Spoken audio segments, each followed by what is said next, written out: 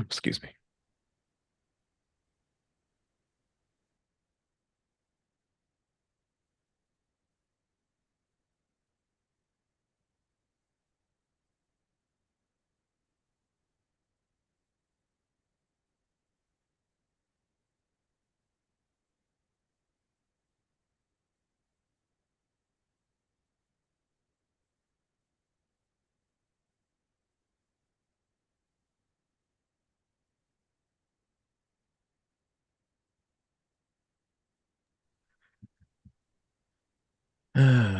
And of course, the chat window is not working. So let me try something else.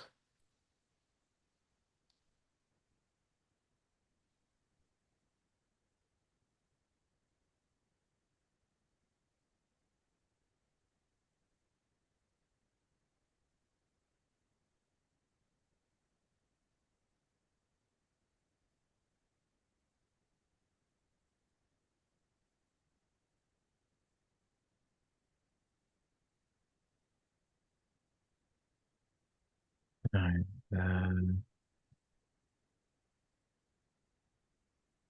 the chat's not working, so there's going to be a delay in me seeing the messages, but I should still be able to see them.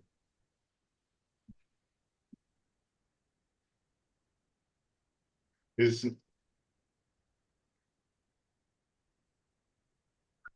Yeah, on the back end here where I can view everything that's going on, there's an error with the chat module, on but mine I can is see your message. on mine it say create a chat. I mean create a channel to join the chat.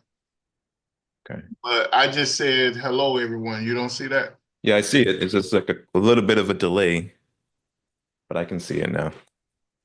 But on one it tells me to create a channel to chat, and then on the other I open my other phone up and Hmm. it allows me to send something.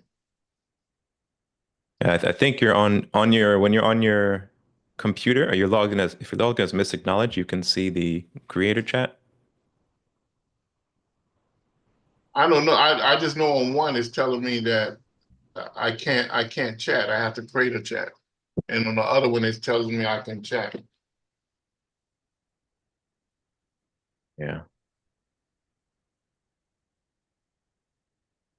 Yeah, because I just posted a message. It's posting it as my personal account. That was Mystic Knowledge. For some reason, it's not letting Mystic Knowledge Oh, okay. in the chat.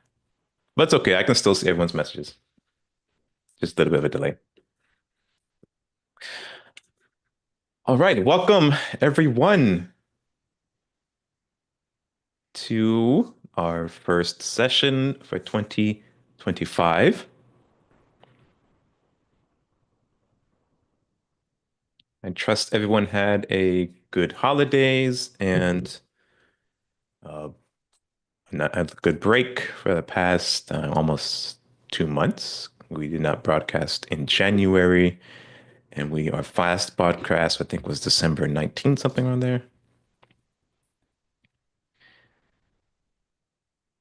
Actually, no, our last broadcast was December 15th, and then on the 22nd, we had an in-person session where we wrapped up our study and celebration of the new book released by Mr. Nehemiah Davis, The Miracle Kit, The Power of Prayer. And we finished up the last two chapters, and then we actually practiced uh, some prayers. We did like the prayer for spiritual workers, New Lord's Prayer, and a couple of the 12 blessings. So today we're going to kick off with an open discussion and various topics session. And then we'll move into um, a brief discussion about what we plan to do for the rest of this year. Before we do that, let's open up today's session with reciting of the Prayer for Spiritual Workers.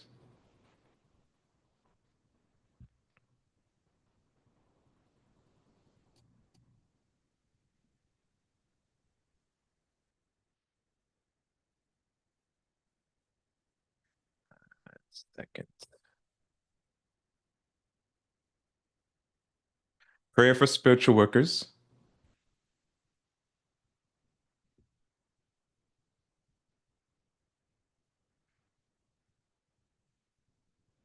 Almighty God, I bless all those who, because of their limitations, would smite me. Almighty God, I bless all those who, because of their weakness, would not heed me. Almighty God, I bless all those who, because of their ignorance, would defile you through me. And I ask, Almighty God, O wondrous power, that your strength may be given to me now, so that I might be fortified by this, so that I might go forward bravely into the world, and despite reception, send forth my love of thee throughout all races of man. Almighty God, give me the power and strength to rise above my karmic weakness, the deficiencies in the pattern of my evolution, so that I might evolve and become stronger, I, and even stronger in thy everlasting light. O God, thy will be done.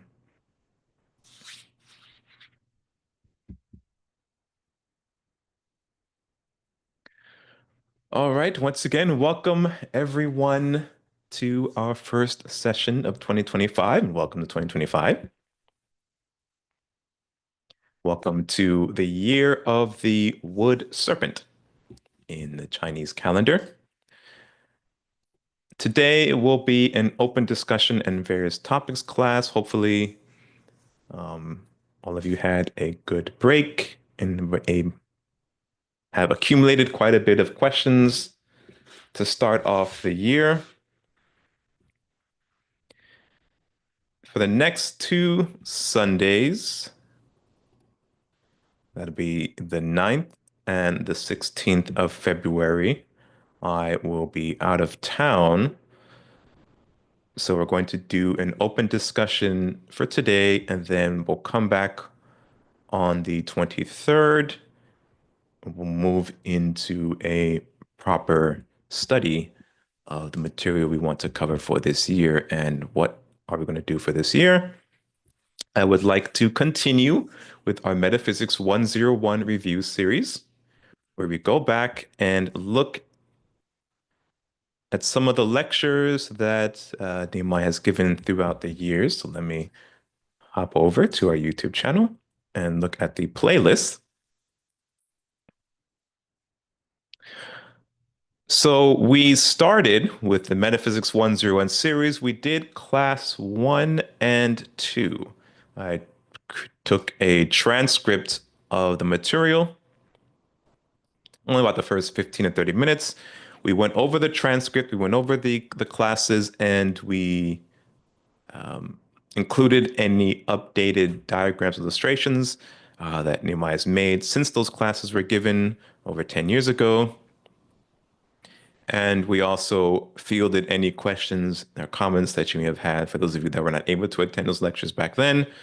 You can go back, watch them, take down any questions or comments you have, and come back and we'll go over those together.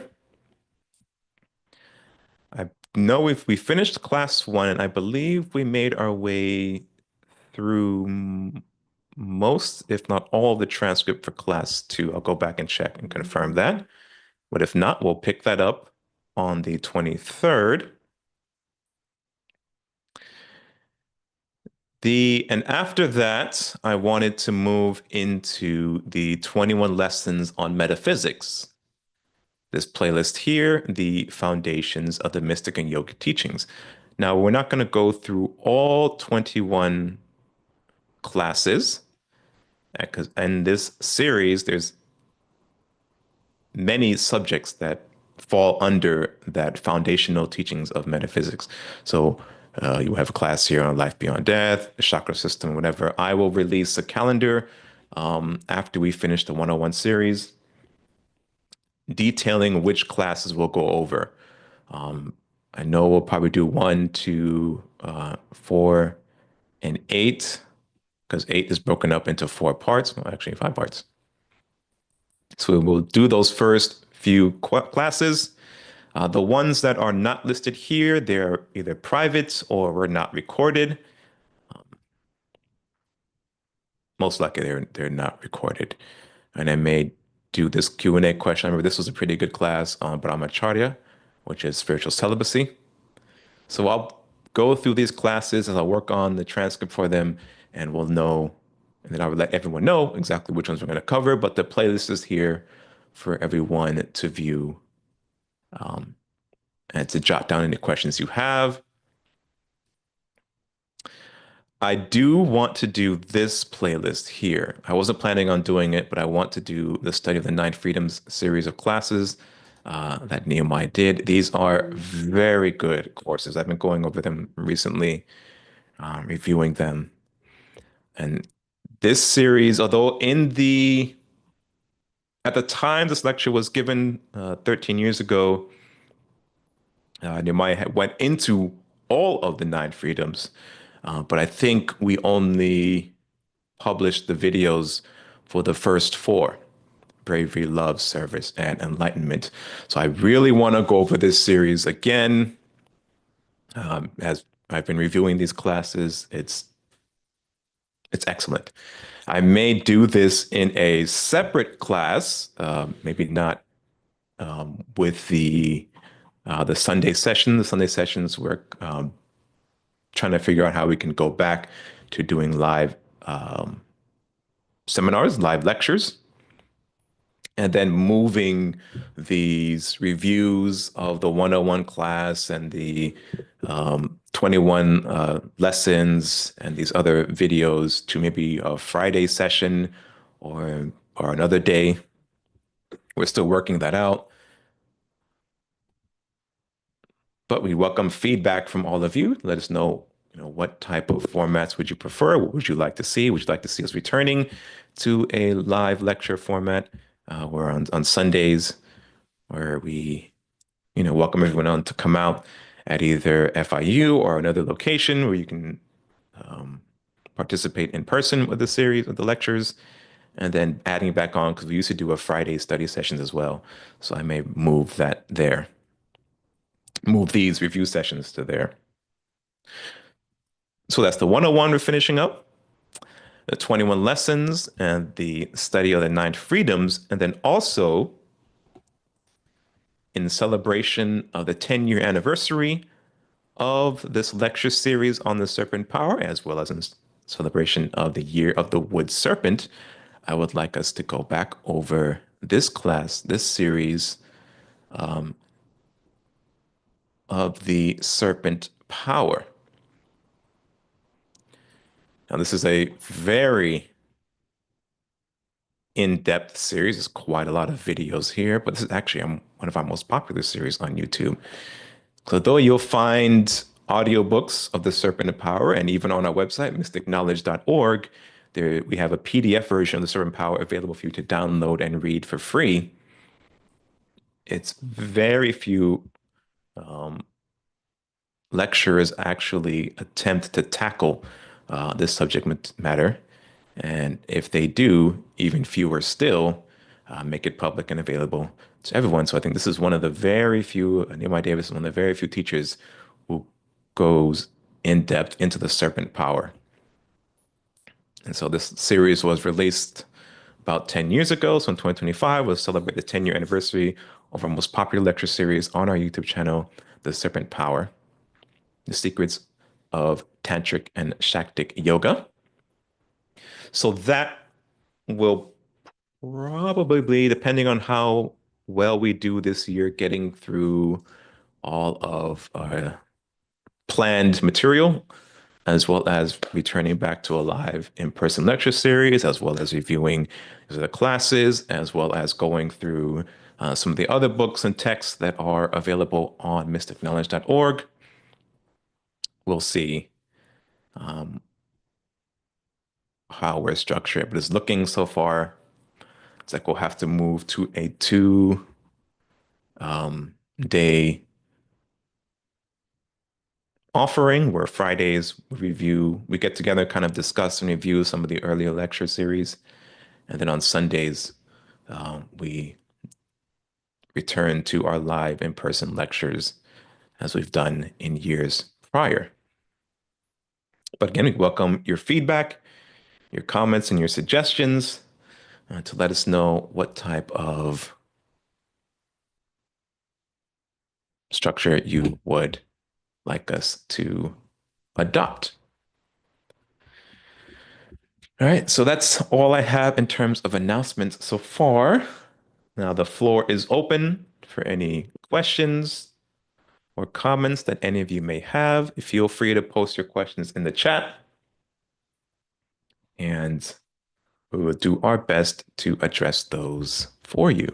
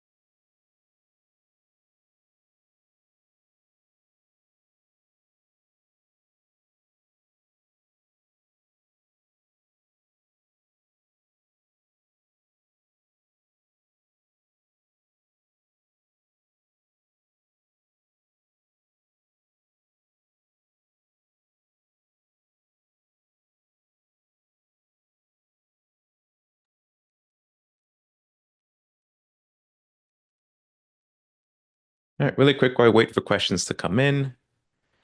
As mentioned earlier, if you go to mysticknowledge.org and under ebook library-1, you'll see here number 2, Sir John Woodruff, also known by his pseudonym Sir Arthur Avalon. And here is the book, The Serpent Power. You can download that book as well as many others. And then you also have Helen Blavatsky, her books as well. Eventually, I would like to do a review of her texts as well. Because again, not many people teach on theosophy anymore, at least the theosophic teachings as laid out by Blavatsky. And when you download the text, the Serpent Power, this is what it looks like. And it's in PDF format, so you can read it at your leisure.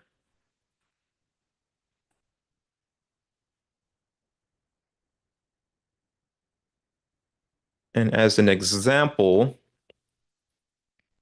this was the agenda for when we went through the series covering um, Serpent Power. This was the agenda for chapter 6. And you can see it was broken down into several class sessions.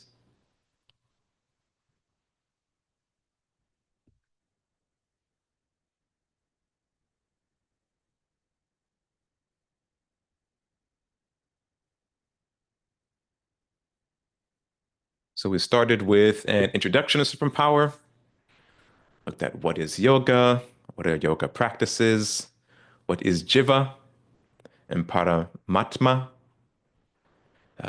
We defined God, the absolute, spirit, the divine spark of God, soul, the manifested expression of the spirit. Oh, sorry, I do not have the chat window open here. Let me go ahead and open back up. Okay.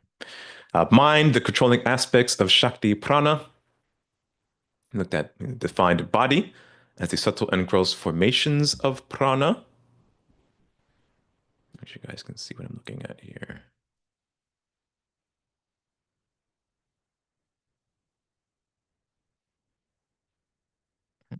And I just lost my, oh, there we go. Okay.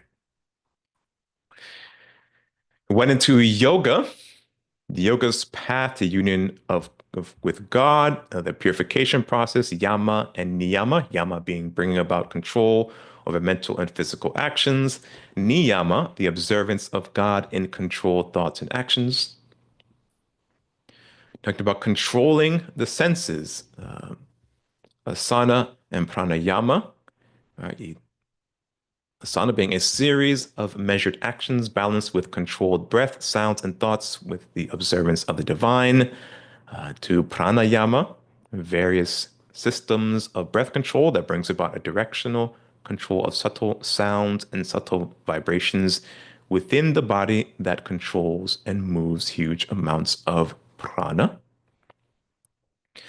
Look at seizing the mind, the next section, and underneath that section is pratyahara, a series of techniques that teaches the students to withdraw the senses of the mind inward, which stops the modifications within the outer layers of the mental bodies of the physical and astral, which the physical and astral bodies fit tightly within. And then we go to concentration. At this stage, the other 5 limbs of yoga make it possible for man to achieve concentration, which is being able to focus the thoughts of man's conscious mind down a desired specific channel of his choosing without the interference of other thoughts or sensory perceptions. Then we come to dissolving the body energies, which leads into contemplation. So at this limb of yoga, the body's physical energies, the emotional energies, and the mental energies are all dissolved into producing greater levels of concentration, which turns into contemplation. At this point, psychic sight, hearing, smell, touch, and taste are all forms of contemplation. And then finally, we have the final limb. And if you've been studying with us for quite a while, you do recognize that these are the 8 limbs. And if you go back to the Raja Yoga series, meditation at this final limb of yoga, the student gains the ability to become one with the object of its concentration or contemplation, sorry. This happens when the student can consciously move all the energies from the nadis now to the base of the spine chakra as a key sorry, can move all the energies from the nadis to the base of spine chakra to unlock the Kundalini power and push up the spinal column to fully activate the chakras along with the spinal column or Sushumna. Now, in the serpent power text, there's a lot of Sanskrit. It's heavy on the Sanskrit. And what you'll see when you review a lot of Nehemiah's lectures, especially the earlier lectures, and as it moved on throughout the years, is he doesn't shy away from the Sanskrit because you really can't properly understand these concepts without using the Sanskrit terminology, but he defines them in multiple ways. It takes multiple approaches to explain these concepts, both in the written word, verbally spoken during the lectures and his illustrations that he used, and in the drawings and diagrams he puts together. But when the serpent power text, there aren't that many illustrations, but it's very heavy on just the author's style. There's a lot of text and a lot of pulling from the Sanskrit words. So as you're reading it, one of the recommendations Nehemiah gave to us, and he actually went so far as to publish one, a to read it with a dictionary. Now, let me see. Let me find the encyclopedia that we had put together so I can show you guys. It used to be up on MeetUp because the MeetUp used to have a file section where they allowed us to post documents, and we had it there. Um, they've since taken down the file section, but I believe, if you're joining us via YouTube, in the description there should be a link to our Google Drive shared folder, and the dictionary we put together of terms should be there as well. But if it's not, let me know, or I'll check later tonight and make sure. And that if it's not there, then I'll throw it up. Uh, Dictionary. Let's see if I can find it really quick. But say that to say, don't be put off by um, the way that the serpent power is written.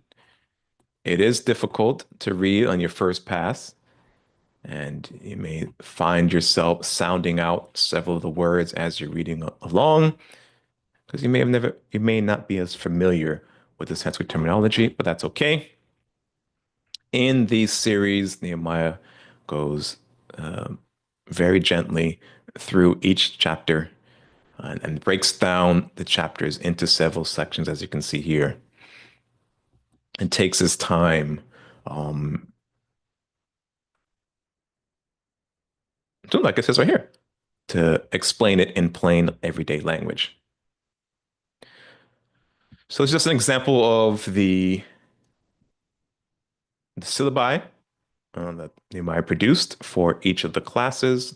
So in the past, when we would attend the class in person, Nehemiah would produce multi-page handouts for us to read and follow along with. So we would have the handouts, we would have the lecture material as the handouts that go along with the lectures and the lecture themselves, and as well as whatever illustrations he put up on the board and answer questions live on the spot. As I mentioned earlier, the Serpent Power is one of our most popular series because I have yet to find anyone who's gone as in depth into the information presented in the Serpent Power than Nehemiah Davis, with the exception of Dr. George King, although I'm not aware of any lectures where Dr. King goes into the Serpent Power per se, but he does teach from, Dr. King teaches from the material in the Serpent Power and tells us, instructs us to go back and study it for ourselves.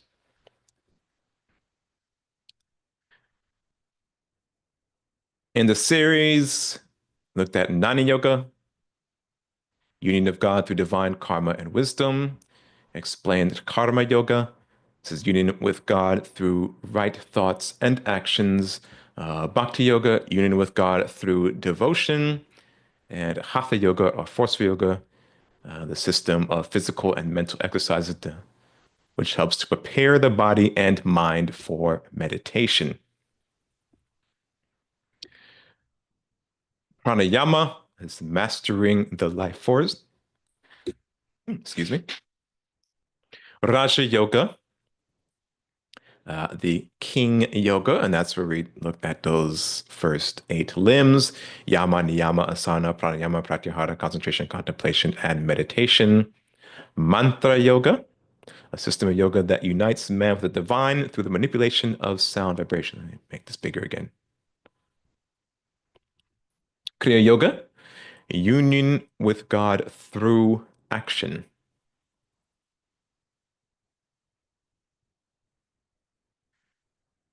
Tantra Yoga, bringing about union with God through looming all 10 main systems of yoga together to awaken the sacred power of Kundalini. And the Kundalini Yoga, bringing about union with God through the awakening of the power of Kundalini to activate the major chakras along the spinal column. Laya Yoga, bringing about a union with God through the dissolution of consciousness and the soul emerging within the light of the spirit. And then in the following session, you'll see here, we actually went a bit deeper into the terminology that you'll see repeated constantly throughout the Serpent Power text. And oh, by the way, welcome everyone who's joining us. Although I'm reading this text, today's session is an open discussion and various topics. So please, by all means, feel free to post your questions and comments in the chat. And we would do our best to answer them for you. What I'm doing right now is kind of an impromptu thing. As I mentioned earlier, I want to resume and complete our Metaphysics 101 review series, the lecture series under the playlist Metaphysics 101 on YouTube. It's 2 videos there. It could be many, many more. But what I'm actually thinking of doing is combining Metaphysics 101 with the 21 lessons. Okay, let me not just speak at you. Let me go there and show you.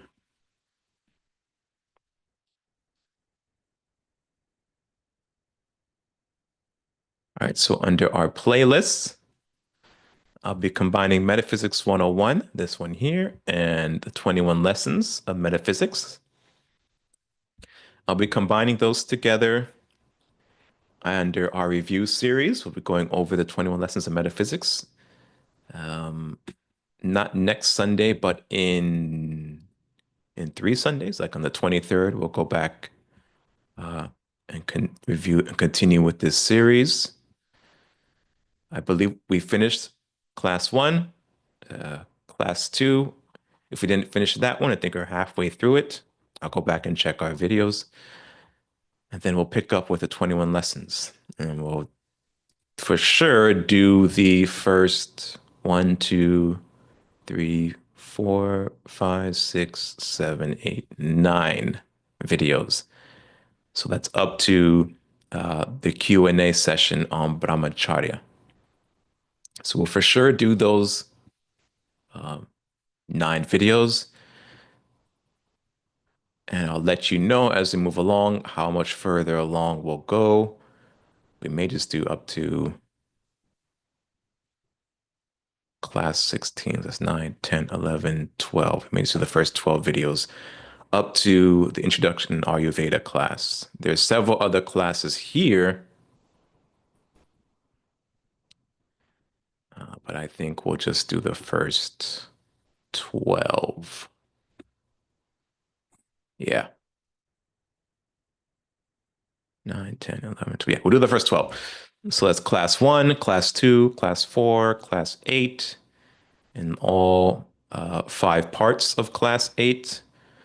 We'll do the open discussion session here, which is a Q&A focused on Brahmacharya, but many other questions were asked in that series as well. So we'll probably do the first 15, 30 minutes of that one, or maybe do the entire thing. 'Cause I remember that being as a very, well, that was one of my favorite classes. So I made this to have us do the entire transcript for the entire class. And then we'll do class 13, 15, and 16 of these 21 lessons series. And so that'll finish up 101, 21 lessons review series of these videos. I mentioned earlier that I really want to cover this series where Nehemiah goes over the first in this series here, although it's made publicly available, is the first four freedoms of the nine freedoms text. As we get close to that series, I'll make an announcement showing where you can pick up either a physical copy or a digital copy of the Nine Freedoms book by Dr. George King. I'm thinking, Nima, what do you think? Do you think we should probably do this after the serpent power? Because that would really help to go towards understanding the material released in the Nine Freedoms. But the way you present it here is very understandable, and you can follow along. Um, hmm. No, I'll do it. I'll do the serpent power separate because I really want to cover this series. I really like this series. This is a really good series, and It's so either we'll it's either or. Yeah, I really want to cover this series. So I'll leave the serpent power series for probably for Friday. So when we start going back doing the Friday series, we'll probably kick it off with serpent power or Yogi Ramacharaka. Because that's a hard one to start a series off with. So we might do Yogi Ramacharaka. I'll let you guys know when we get closer to it. But right now, what else is going over? the same Um, sorry, power. go ahead. It's really the same thing. It is. It is. So It is. The Yogi Ramacharaka text.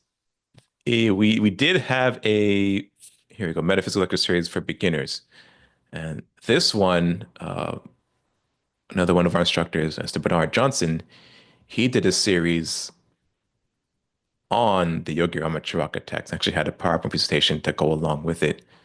I have that presentation somewhere on my computer.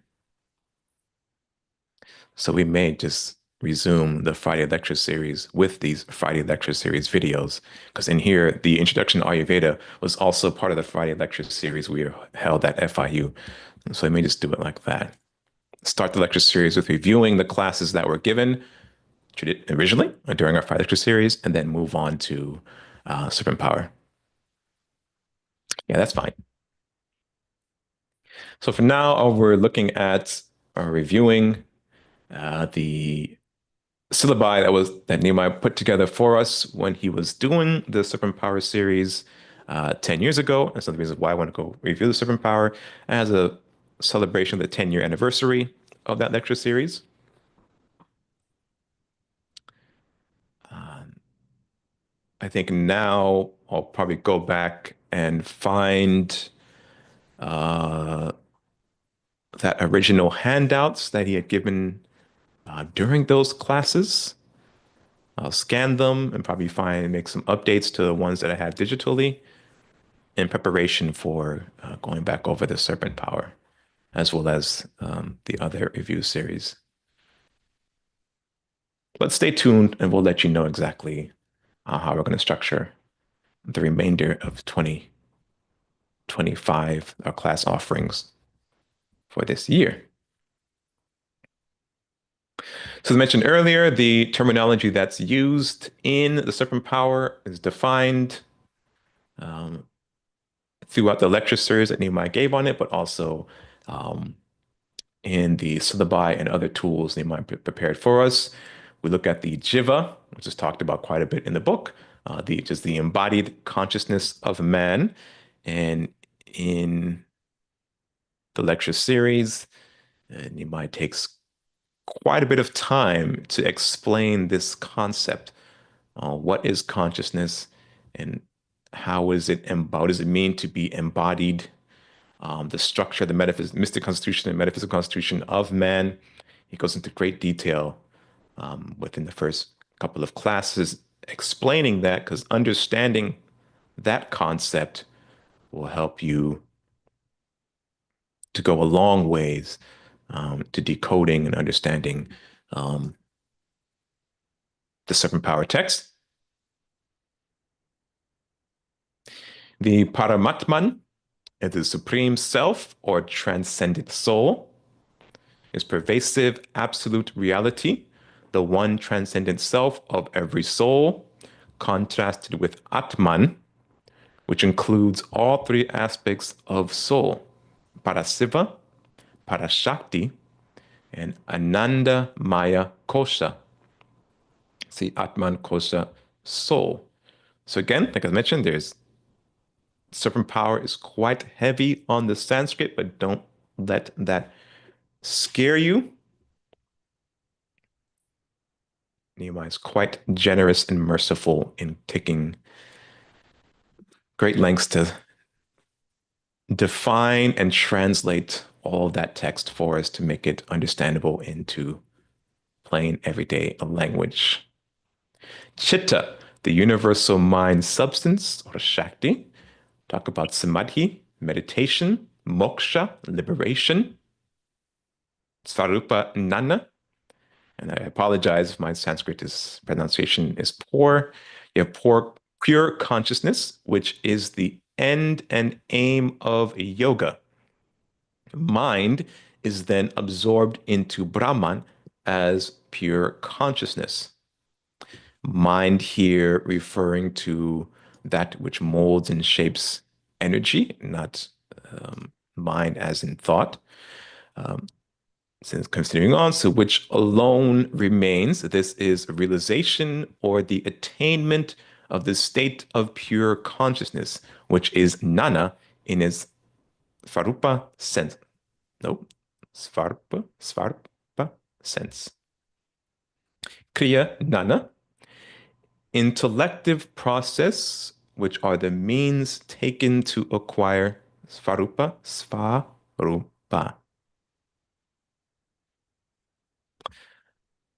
Manas ikriya means mental action is an intellective process that is a discrimination between what is and what is not Brahman.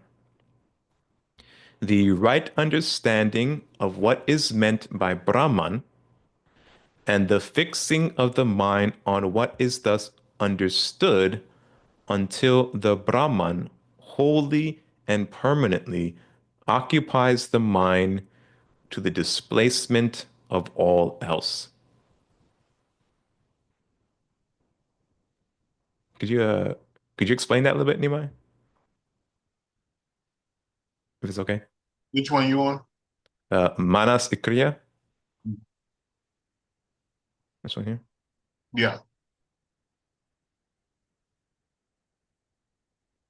Remember, Is the, Madness, you, I guess the simplest way to go about it is isn't remember, that chitta after man has touched it? Doesn't it become yeah, manas? yeah, yeah, Yeah. it's have to go back to Chitta. And Chitta is universal mind. It's the universal mind that pervades the whole universe, the whole manifested universe. And then when the manifested part of the universe, when the center of life within the manifested part of the universe come into contact with Chitta, Chitta modifies into Manas.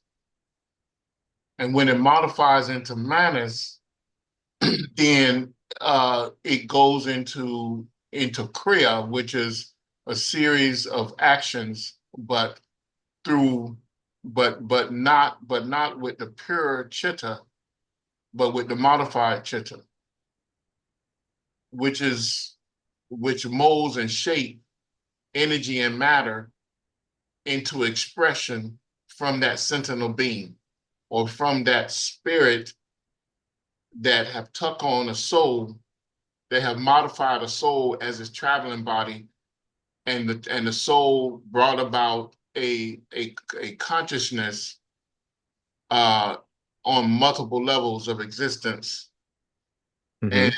the chitta is being pushed through the spirit. Well, is being called on by the spirit and pushed through the soul and the expressions of the soul, which is the mental bodies, the auric bodies, the physical bodies, the astral bodies, the etheric bodies, and the physical bodies. So now the manas is in action, it's in motion Hmm. on multiple levels of existence. Okay, so that's why Kriya Yoga is union with God through intelligent action. Yes. Okay, I get it now.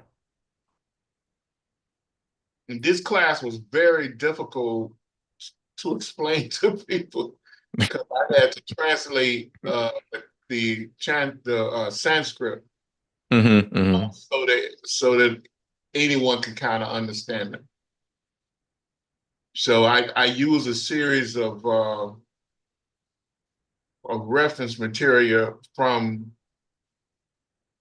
uh, from Arthur Avalon books, The Serpent Power, his also book from Shati, and Hmm. the Garden of Letters, and also I use the theosophical, some of the theosophical uh,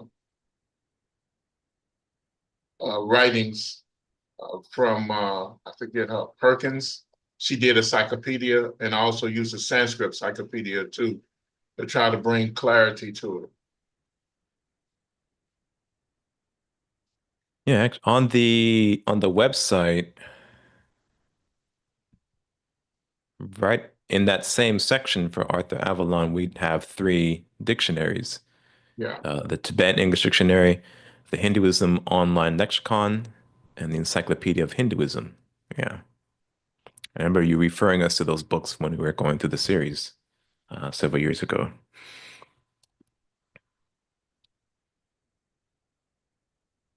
Okay, and then here we have karma, a Sanskrit term for succession. This can be denote this can denote a step-by-step progression or sequence of events. That's an interesting definition for karma, succession. When you think about it, it makes sense. And then subsequent sections. So this was all for chapter 6. Well, it was included earlier sections as well, but this was the syllabi for or the agenda for class 6, or chapter 6, sorry. Each chapter had its own um,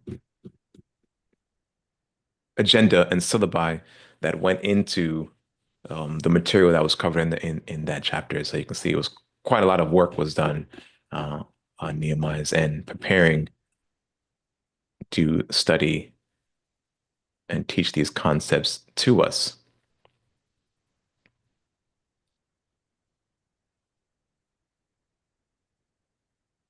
Yes, Marcus, you're correct. That studying alone, um, you need to also include engaging in the practices, and those will help a lot. Though study is um, essential and necessary, but applying uh, the teachings is also very important and will help you to go a long ways towards understanding this information. Because like we talked about earlier, the yama, niyama, asana, pranayama, yeah, you can know 1,000 different asanas, but if you don't actually apply them, practice them, you don't actually practice pranayama, actually practice pratyahara, you know, you won't get the full um, weight of the teachings behind them. So that was just a look at Serpent Power, the book. Again, if you go to the mysticknowledge.org website, you can download a copy of the book. These um, I do have these agenda, some of them in Word format. I actually think this one, I think is class 5, right? Yeah, this one is class 5 I have here in Word format, and I may have a couple of others on my computer. But when we get to the Serpent Power series, um, my goal is to have all of this updated and ready to go, as well as a transcript of maybe the first 30 minutes of each class as we go through it. Um, but that may be, again, not part of the Sunday session. It may be go back to our Friday series like we were doing earlier. Yeah, sure. So the website is mysticknowledge.org, and I'll post in the chat the direct link to the ebook library so you can find the book there.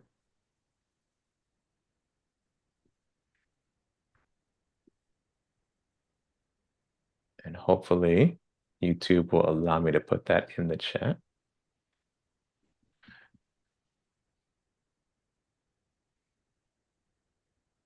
Let me know if you, let me know if you guys can see the link. If not, then I'll put it up another way. That's where you can find a copy of the of that book by Arthur Avalon, as well as many other books by Arthur Avalon, as well as reference material we made available, and many other authors as well, i.e. Helen Blavatsky, Yogi Ramacharaka, or William Walker Atkinson, Annie Besant, and others.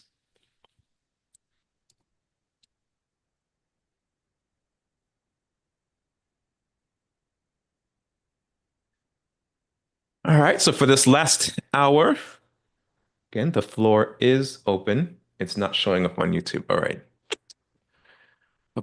How can I get this link to you guys?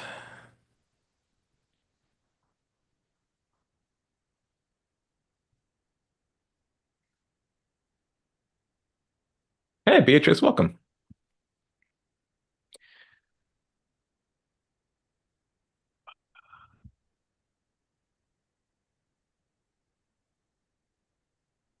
Okay, so this is the website. It's mystic knowledge, all one word.org. I know you can't see that because it's very here. Maybe if I do it this way, if I break it up. Mystic knowledge.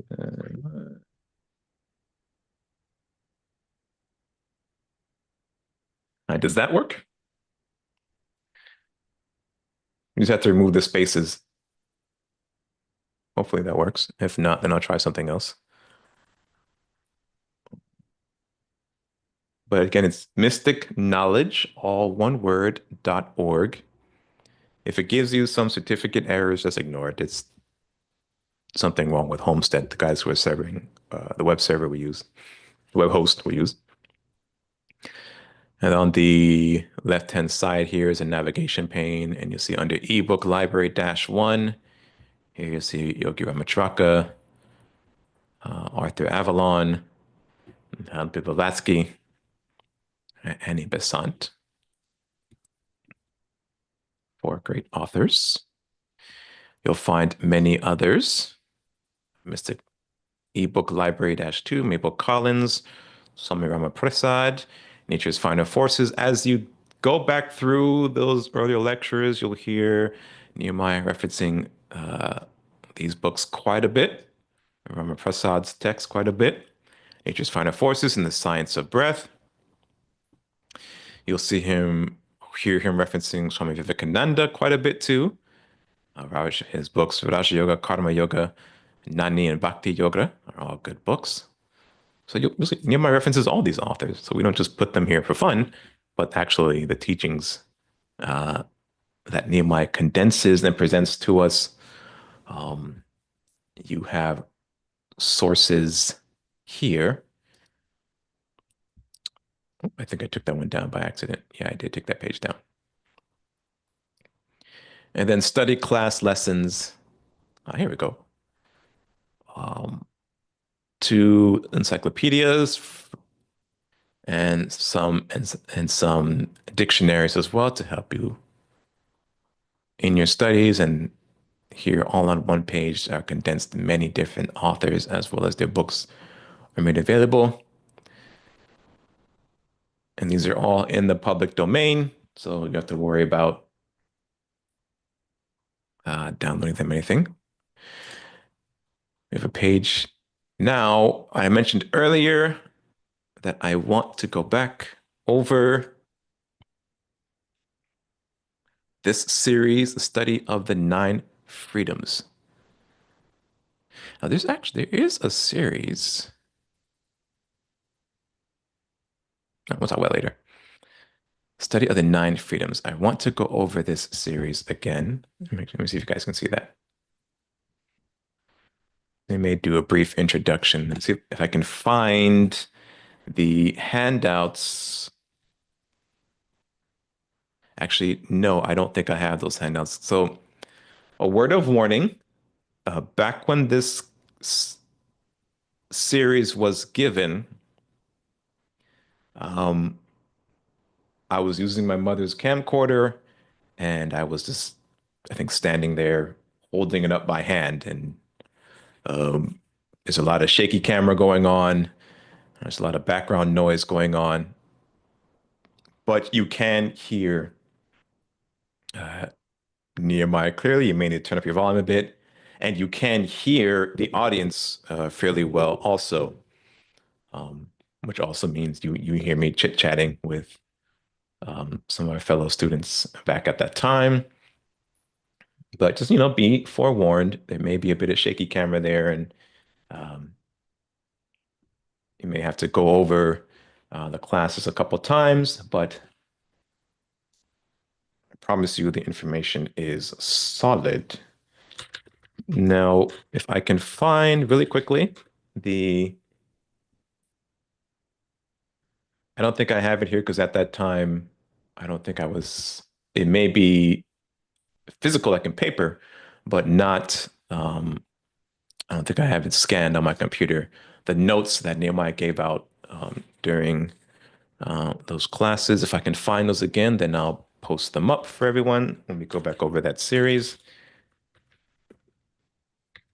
But you can go to the Aetherius Society website, and on their bookstore, you can get a copy of the Nine Freedoms. Aether, if I can spell Aetherius. There you go.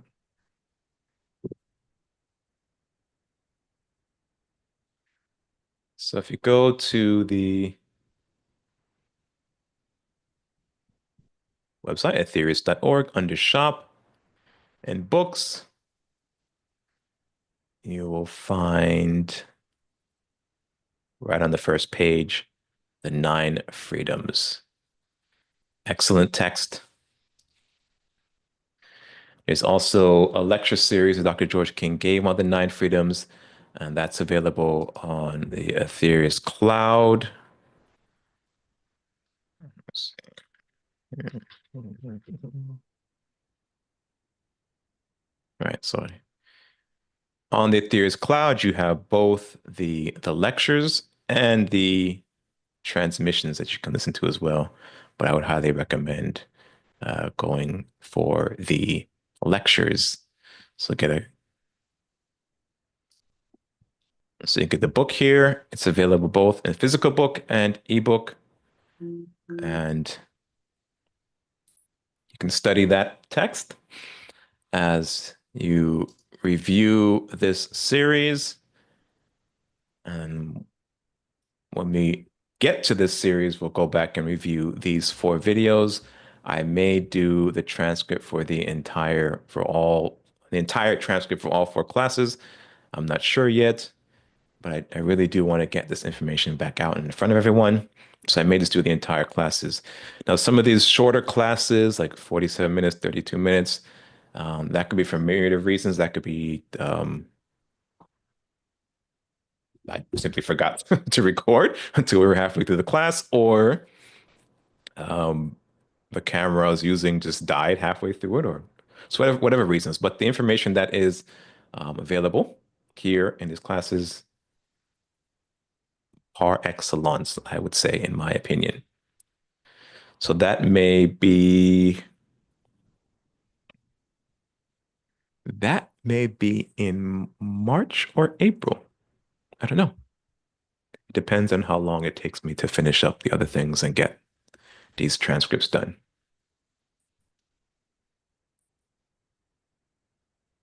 But do look out for that. Keep an eye open for the announcement for this series coming out. And um, study of the nine freedoms, and then that may also take us into a study of some of the other books and ebooks published by the Aetherius Society. All right. So again, everyone, this is an open discussion session. So again, you're more than welcome to post any questions you have in the chat.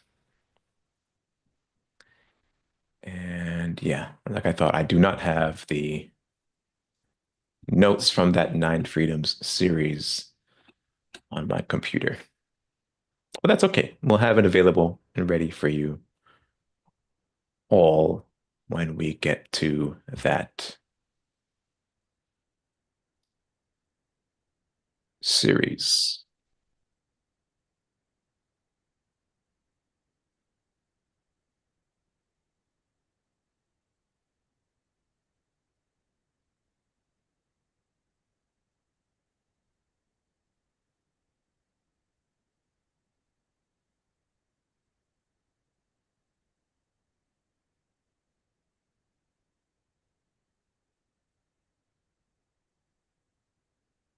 Oh, there was a question.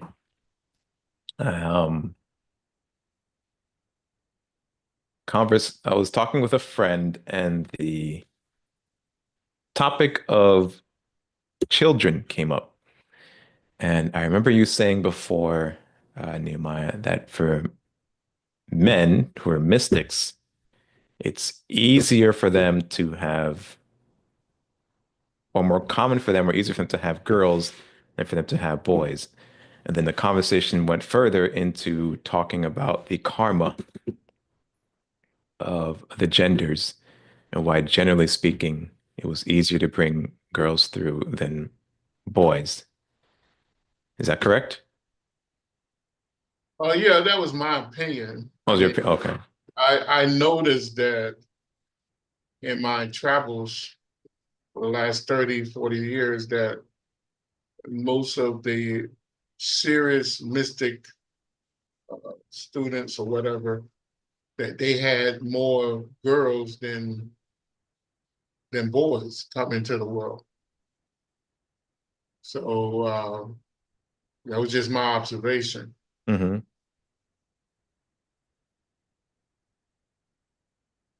Are there reasons for that, or? I mean, it's a lot of reasons. I think girls are women, females are more intuitive and more linked to the psychic world than uh, than males are.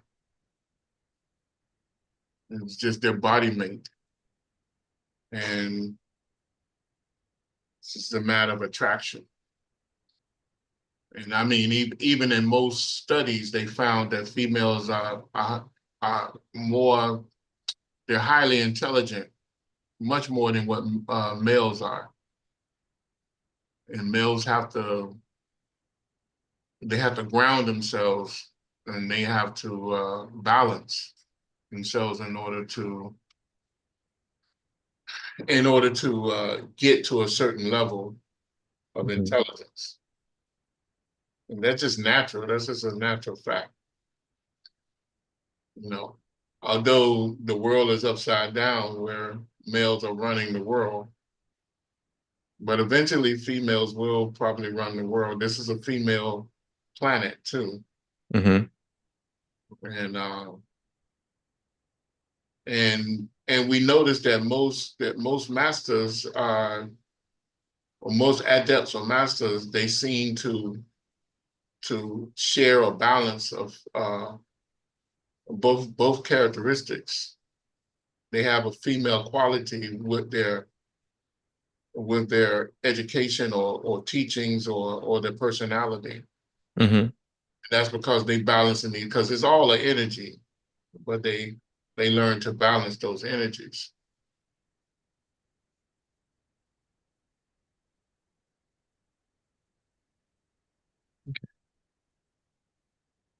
So when it comes to like having children, that's the more, I guess you could say, spiritually advanced you are, the more you would attract um, female children to come through you.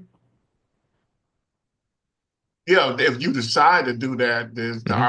opportunity will be given to certain beings that you are connected to.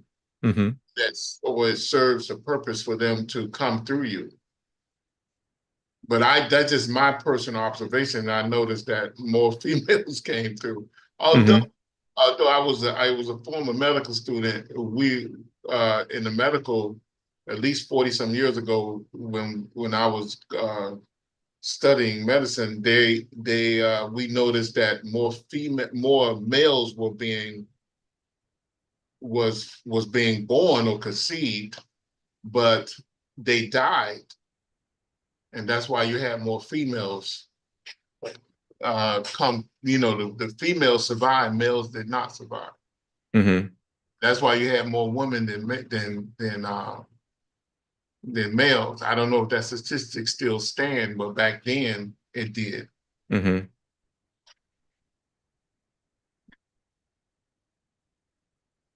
So it could be a karma. It could be. I'm sure it is a thing of karma.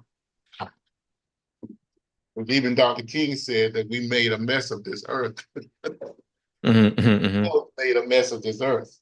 I think he says that in one of his Nine Freedoms lecture,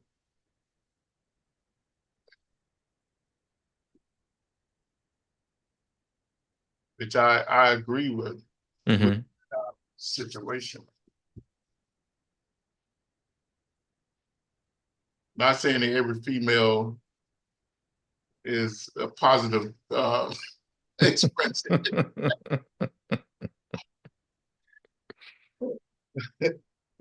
but you probably have more females are than what males are. Hmm. Is it in the Hall of Self-Judgment where the entirety of the next incarnation is laid out, is planned out, including who your parents will be, what experiences you'll go through, and so forth? Or is that um, another? Uh, does that happen someplace else? No, I think as we talk, it can change every minute, every second, just slightly, Hmm. but the pattern is there over over time. I mean, the pattern is there. It takes a lot to switch the pattern, just same way it is here on the physical plane. Hmm. You have a person with a particular characteristic and a certain habits. Uh, it's it propels them in a certain direction, but it takes Okay. something extraordinary to either accelerate or push them off that direction. Some type of trauma, either good or bad. And I mean, mathematics comes from, like I always told you, it comes from studying action. Hmm.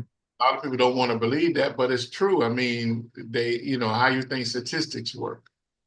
Yeah. Hmm.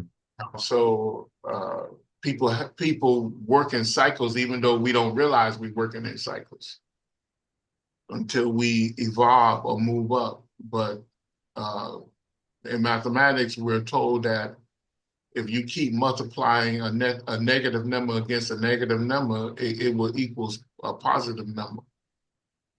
Hmm. So, I mean, that shows change. If you keep repeating something over, something's going to have to change. Hmm. So although our personality have a certain expression over time, we build up on that personality and we add to it, we subtract from it, and until we change the direction we're going, or we slam right into the wall, and then this trauma uh, creates opportunities and limitations that awaken us, that move our consciousness to another level. Hmm. Hmm.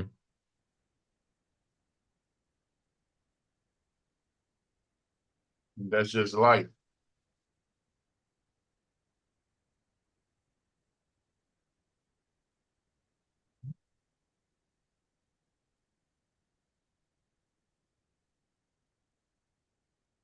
I mean, that's Okay. something for you to do going forward. Just look and see your metaphysical friends and see, and they're very fortunate when they have a son, in my opinion.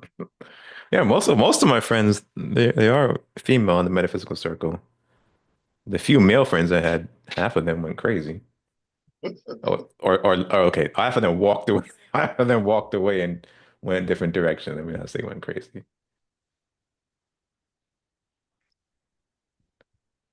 Okay, let's see. Da, da, da, da, da, da.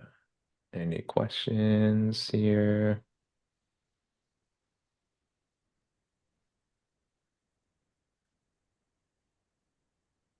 I think that's why the ancient teachings said that females are closer to God than males. Hmm.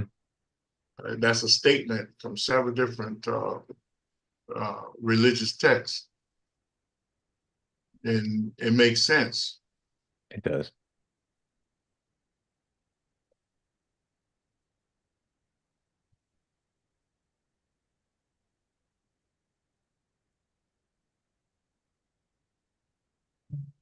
Okay, well, that's all I have for today.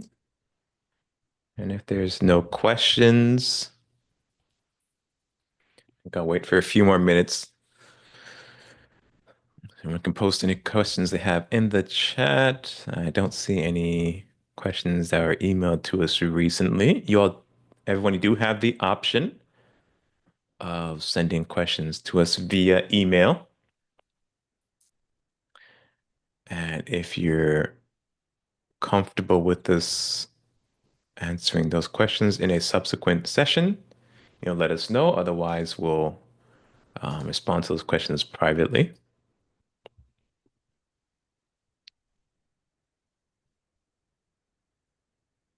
And so, as a reminder, next week, the 9th, and the following week, the 16th, I will be out of town and in a training those weekends, so I will not be able to host sessions those Sundays. But on the 23rd, Sunday the 23rd of February, um, we'll come back. We'll finish up 101, and then in also by the 23rd, hopefully we'll have a schedule ready for all of you so you can announce what we'll be doing for the rest of the year, as well as how we'll plan to go forward and either opening back up the Friday classes, as well as the lectures, the resumption of the lectures on Sundays, and where we will be doing that and how we'll be um, providing modalities for everyone to participate, be it in person as well as online or just in person only. We'll let you know. And also feel free to send us any comments or suggestions, recommendations, or requests for any type of material you'd like us to cover this year, um, or maybe even some offerings you'd like us to adopt to help you engage in your spiritual practice and understand the teachings.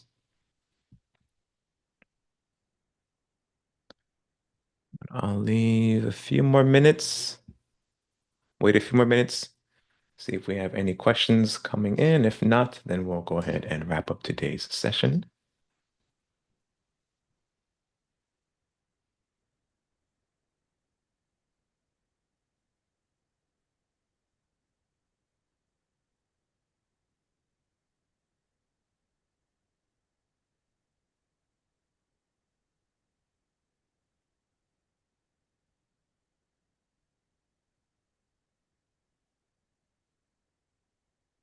Hello, DDL, welcome. Thank you for joining us for this first class. Don't worry, today's session was mainly review and me rambling on for an hour about what I would like to do for this year. But if you have any questions or comments, you can feel free to post them in the chat and we'll gladly answer those for you.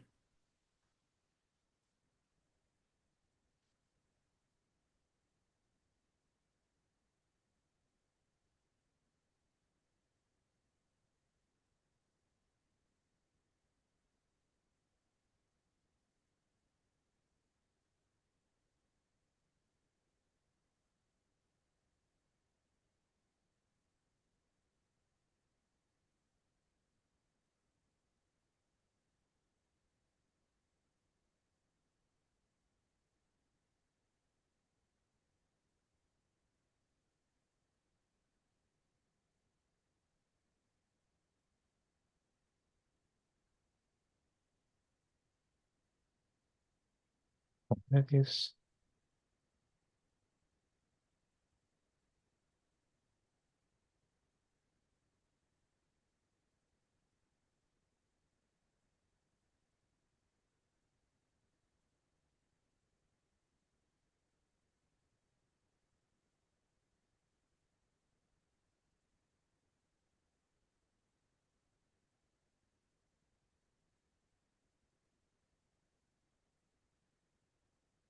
Well, in the Serpent Power, Arthur Avalon actually goes verse by verse in which in is it the Sutras of Patanjali or is it another one of the Upanishads?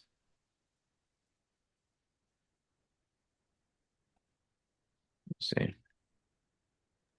What are you asking, Dwayne? In the Serpent Power, I was just flipping through the book and I see that he has verses here, verse 1, verse 2, verse 3, verse 4. He lists the verse and then he gives a commentary on it. But I didn't know which Upanishad was that, or is that the Sutras of Patanjali? Or the Page of Shat Chakra Nirupana. Okay.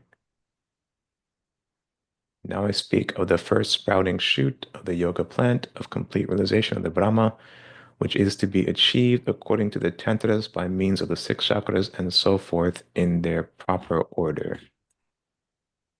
Which Upanishad is that? In the space outside the Meru, placed on the left and the right, are the two Shiras, Sashi and Mihira. The Nadi Sushumna, whose substance is threefold gunas, is in the middle. She is the form of moon, sun, and fire. Her body a string of blooming dastura flowers, extends from the middle of the khanda to the head, and the Vajra inside her extends, shining from the Medra to the head. What book is that? you just described Shoshana. Yes. Let me show what I'm looking at. So, But he pulled on several different Upanishads and several different versions. Just mhm. begin to describe the Natis. He he go to several different views of the Nadis. So some of the ancient teachings say that there was only 72,000 Nadi pathways, when others Mhm. say there was more. Some say that there was 700, and at 20,000 naughty pathways. And, so he gives like, I think 2 or 3 different versions of different ancient Upanishads that go into. In fact, that's why his books seem to be so confusing. Okay. He quote these different people, and then in his footnotes, he tell you where he got the information from. But he if you keep reading, he'll go and give a simpler and clear explanation of what it really is according to what his master taught him. What page were you reading, Dwayne? I was looking at the theoretical base of this yoga, description of the 6 centers, the chakra nirupana. Yeah, yeah, what page? Let me see. That's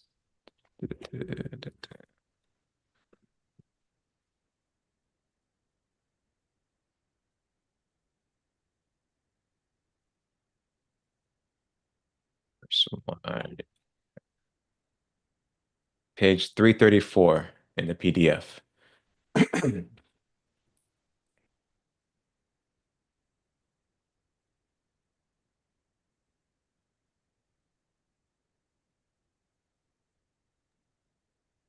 I think it's important to note that sometimes um, some of the small things that people get caught up in are really not important, whether it's 72,000 nadis or 720,000 or 72 million. Yeah, What really counts is either Pingala and Sushumna, because that is where the transformation takes place. At the end of the day, if you know that raising Kundalini is really just a withdrawal of all of the pranic force from wherever it is throughout the entire body and pushing it up those 3 channels, then what difference does it make if it's 72,000 channels or 720,000? At the end of the day, it's all going to be withdrawn and pushed up the 3 central pathways through mantra and meditation. So this is why it's so important to have something that's so, the basics are so important, because I think a lot of times people get lost in numbers, especially when the numbers are not really significant to the end goal, which is how you practice and develop yourself. yeah, because what he goes on to say, and I think also Ramapresa said it, and I think Swami Vivekananda mentioned it too, that yeah, you may have 72,000 nantis, but you also have branches, which splits up into greater numbers. So then Dr. George King's his number was 242,000. So, but you have branches that branch off to become more and more nadis or pathways or whatever. And if you think about But it, the life force and what it means to you know, if you look at the human body, I guess especially if you have some sense of a basic biochemistry and biology and anatomy, mhm. I mean, there's just so many parts of the body that's infinite in terms of, like, for example, cells. I mean, they give us a count of the cells, and then when you get into the DNA part of things, it's really infinite. So, and if you know that none of it can be animated without the ultimate life force that animates all, then why even count beyond a certain number, because it just goes on ad infinitum, to be honest with you. Yeah, and because in the whole raising the power of Kundalini is you are reversing. Remember, Kundalini come about, or the nadis come about by the soul becoming what it goes from one to many. In the old text, that's what it says. That it has this concentrated power of Shakti, and it's just one Shakti consciousness, and then it splits up into many, into thousands. So when you go back into the Brahmanati, you go as a single, as a single consciousness, a God-like consciousness by bringing all the nadis back to all the energy back together. And that's the great difference, you know. But I really like that chapter because I guess he saved the best for last and how he described the whole process. But each verse is really, I guess that it gets to a certain stage when it becomes very self-descriptive, you know. But I think doing is it was interesting that you asked where was he reading it from because I think he bounces around in his sources sometimes. Yeah.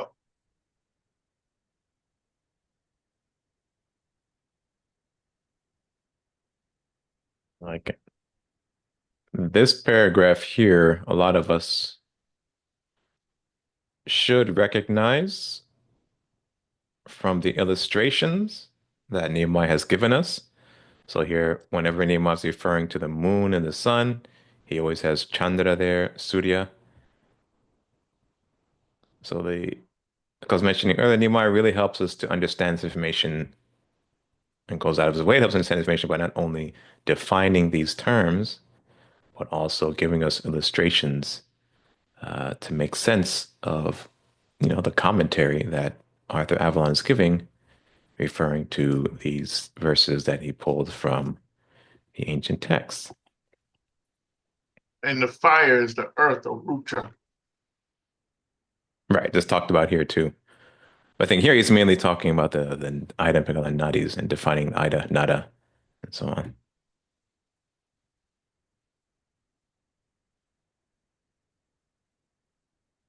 So like here, example, elsewhere they're described as being placed like bowls or shaped like bowls, bows, and then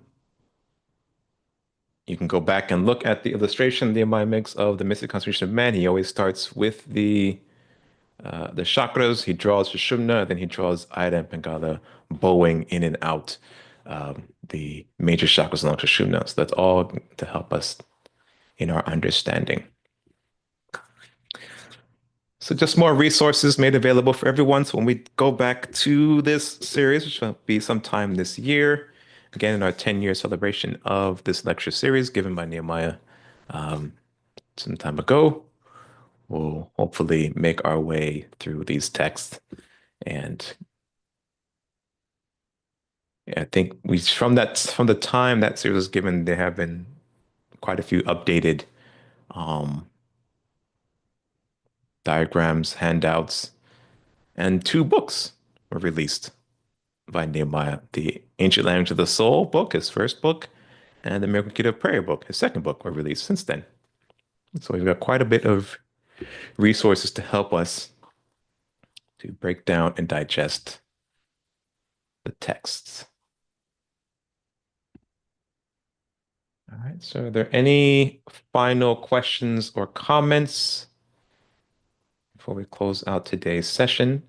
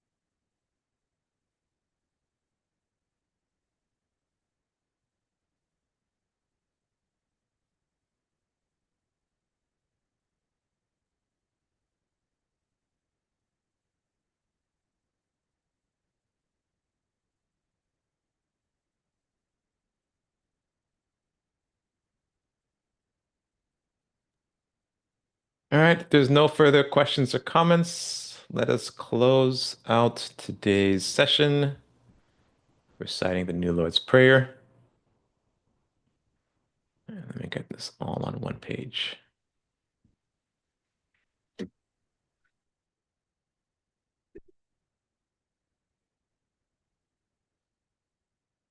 as a reminder, the next week, Sunday, the 9th, and the following Sunday, the 16th, I'll be out of town and in a training session those 2 weekends.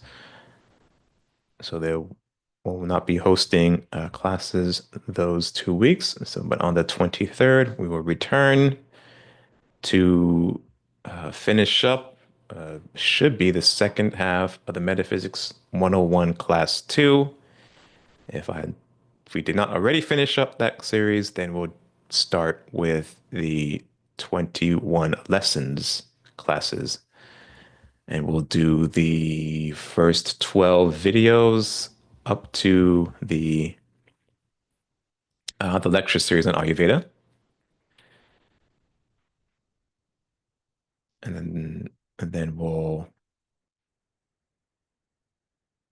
announce as well our schedule for the rest of the year. All right. So let's recite the New Lord's Prayer.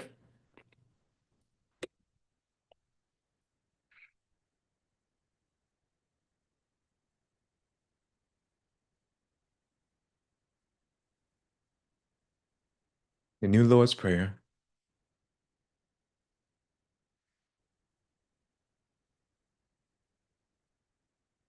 O divine and wondrous Spirit, O everlasting Lord of hosts, send forth now through me thy great and lasting power.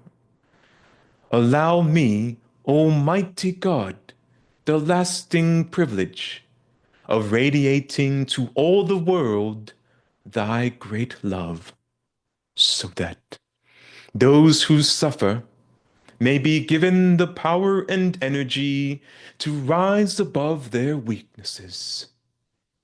Almighty God, in great humility do I ask you to send forth your power to give to me this great lasting privilege of being a channel, so that my suffering brothers may be helped and guided and healed and lifted into thy light, so that they who know not may look up, and in doing so, receive through their higher selves your divine counsel.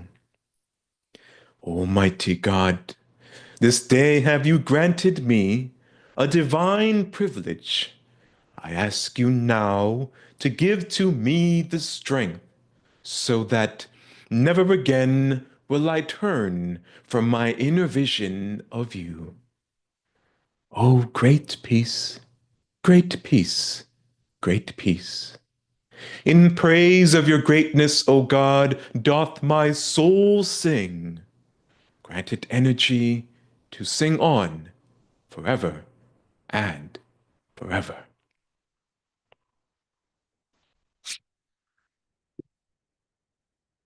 All right, thank you very much, everyone, for your kind attendance and participation.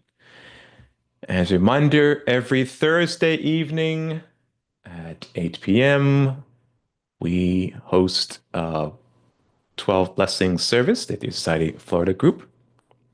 You can find us on MeetUp. Search for South Florida at their Society group, which will pop up, and you're welcome to join us for our 12 Blessing services, as well as commission services, which we announce through that meetup group. Thank you very much. Have a wonderful, Sunday and a couple of weeks until we come back on the 23rd. Again, if you have any further questions, comments, recommendations, suggestions, feel free to send them our way via email, and we'll take them into consideration or do our best to respond and answer your questions. Thanks again, and we'll see you next time. Take care.